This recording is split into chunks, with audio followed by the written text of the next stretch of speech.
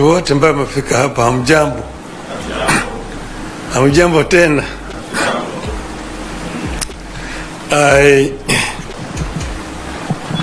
Now I'm delighted to be back home. See, east, west, north, south, home is best. I feel very, very happy and delighted to be back to Kenya after what we went through. And I want to thank everybody. I want to thank you, the President, the Deputy, the Ministers, the leaders, and Kenyans generally, who traveled with us this journey across the length and the breadth of the continent of Africa. This was an enterprise that has been an eye-opener. It gave us opportunity to understand our continent better, to engage and talk with the leaders across the whole continent of Africa, north, south, east, west. We now know more clearer the challenges that faced our continent. I have an opportunity to meet with over 40 presidents of African countries in their own capitals and talk to them not just about my candidature, but also listen to them tell me the challenges that they are facing as countries. If you listen to the talks, you see that problems are facing our continent are very similar in nature. And you also get to realize that most of them, of course, are historical. Their roots in the way Africa has, the way the neo-colonial system has continued to exploit Africa after political independence. So we came up with a program to make Africa work. We came up with a program first to bring peace, to silence the guns in the continent. Because without peace there can be no development. And all over Africa guns are singing, despite the resolution that was made in 2013 to silence them by 2020. We came up with a very ambitious program of infrastructure development to interconnect our continent. We also came up with a program of how to tackle the issue of climate change.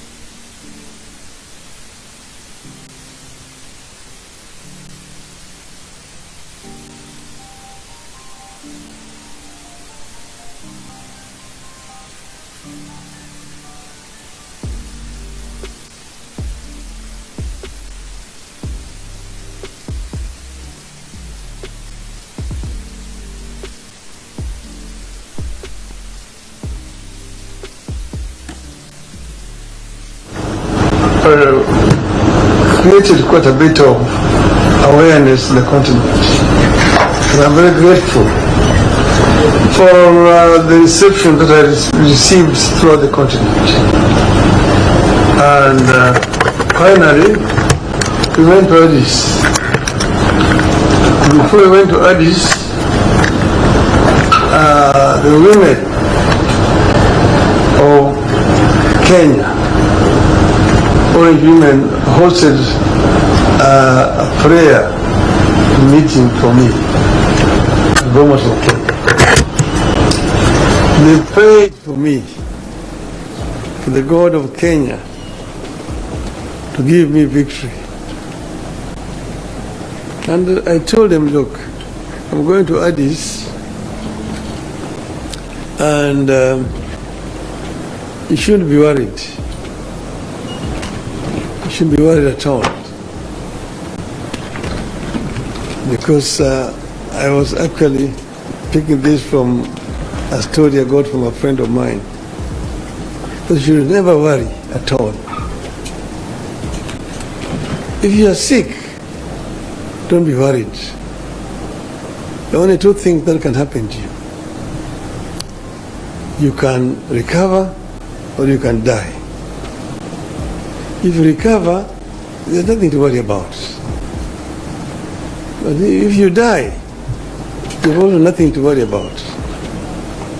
Because if you die as a Christian or as a Muslim, you have only two places to go to. Either you go to heaven or you go to hell.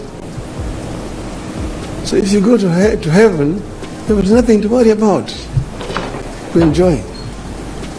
But if you go to hell, you should not worry. Why?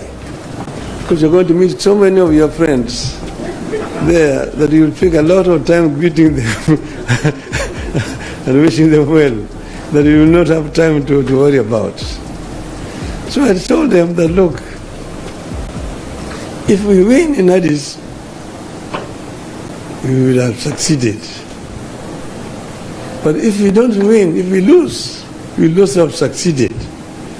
Why? Because we will have other jobs to do. We'll come back home and do other things. So we have succeeded because we will now come back home to join you people here, back home. So I am very grateful to be back home. I want to thank again my brother, younger brother, President William Ruto, who stood by me. He never asked me to run. I announced myself that I was going to run for this position of chair of African Union Commission. And he only came after I made the announcement to say that he was supporting my candidature. And he did support my candidature not just by words, but by deeds. He put up the machinery to help the campaign for me. I've seen billions being said, quoted, somebody's talking about 13 billion shillings spent on the Raila campaign. I don't know in which world those guys live on, whether they know what a billion means. A billion shillings to do what? The money that was spent was the money that was necessary just to hire transport to travel around. And we were not living luxuriously. We were eating whatever was given to us wherever we went to. And many other African countries were very generous. They provided us accommodation and so on. So, but the government gave what was required. The Ministry of Foreign Affairs was available 24/7.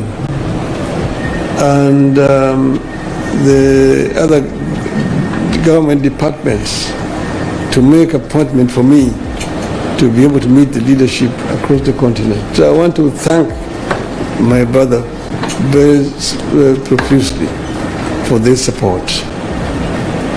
And I also want to thank the other leaders across the continent, those who voted for us.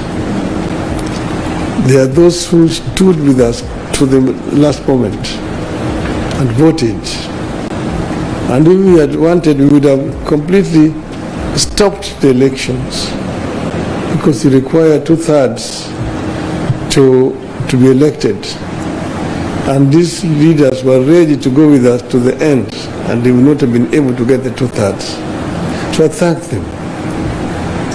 And I also thank those who voted against us, because in doing so they were exercising their democratic right. That's how democracy works. So we are not bitter at all. I congratulated my competitors, the candidate from Madagascar, the candidate from Djibouti, who eventually won, and wish him well, indeed. So we are available to help the continent of Africa, but more importantly, we are also available for Kenya. I'm back home here. I'm going to meet with my friends, my supporters, and I'm going to consult widely what's going on forward. And in due course, we're going to announce our way forward. So we'll give a way forward very, very shortly. Today, we just came to meet, asked for this meeting to come and thank the President and his team for the support they've given me, and also to thank the Kenyans who have supported me throughout all this period of campaign. And I just want to say, watch this space. I will be talking again. Thank you very much. Thank you, my brother.